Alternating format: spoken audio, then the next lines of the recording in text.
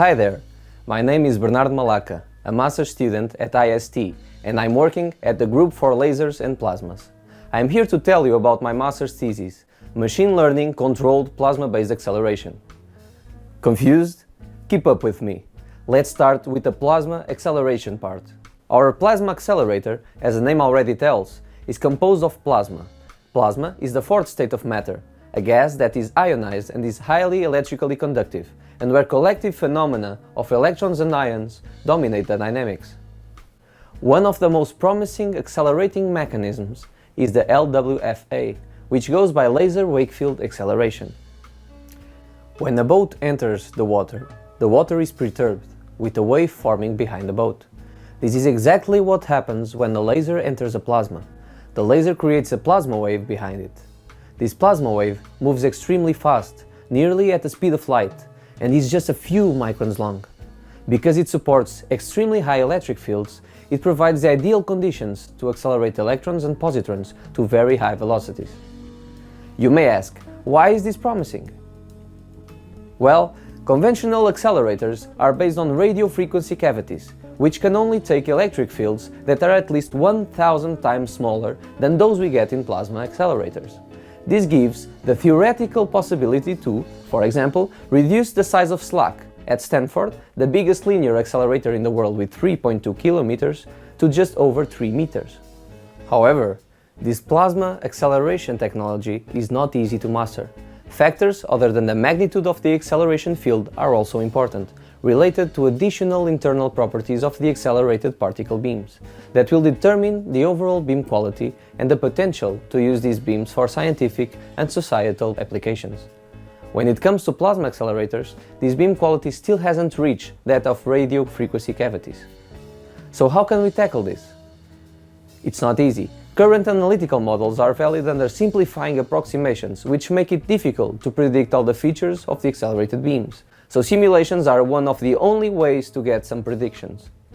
In particular, particle-in-cell codes, or PIC codes, allow us to predict what is going to happen, as they require no approximations. As we know more and more about plasma laser interactions, the goal of the field is to produce actual accelerators. My goal with this thesis is to provide a new tool to optimize beam quality by making as few simulations as possible, in order to speed up progress. To do it, we'll use machine learning techniques, especially genetic algorithms, which belong to the second part of the title. Don't give up on me now. Let me try to clarify this for you. A genetic algorithm is based on Darwin's theory of evolution. We start with lots of individuals of a population. Some of them are a better fit for the environment than others. These better individuals prosper, making sure their genes propagate to the next generation. This can be done through mutation, a small random change on the genes, or a crossover, combining two or more fit individuals to create another. The remaining less fit individuals, well, they're not so lucky. This is the fundamental idea behind the genetic algorithm. In our case, the individuals will be a set of parameters of the laser plasma system, and the function that we want to maximize will represent the fitness of the individual. You can try to maximize the accelerating field, or just try to improve the beam quality in some other way. Some variables can be limited, as for instance the energy of the laser, to get more realistic final results. This is just a brief explanation, as more and more machine learning techniques can be added to this method, making it faster and more efficient. However, machine learning is still seen as something opaque, as sometimes the scientists struggle to interpret the results.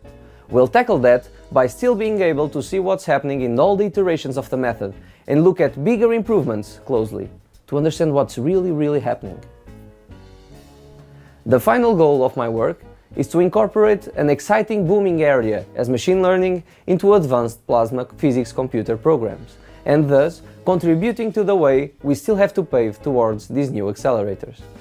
If you want to learn more about some topics that I didn't explore in detail, please follow the links in the description. So, I guess it's time for me to get back to work. Bye!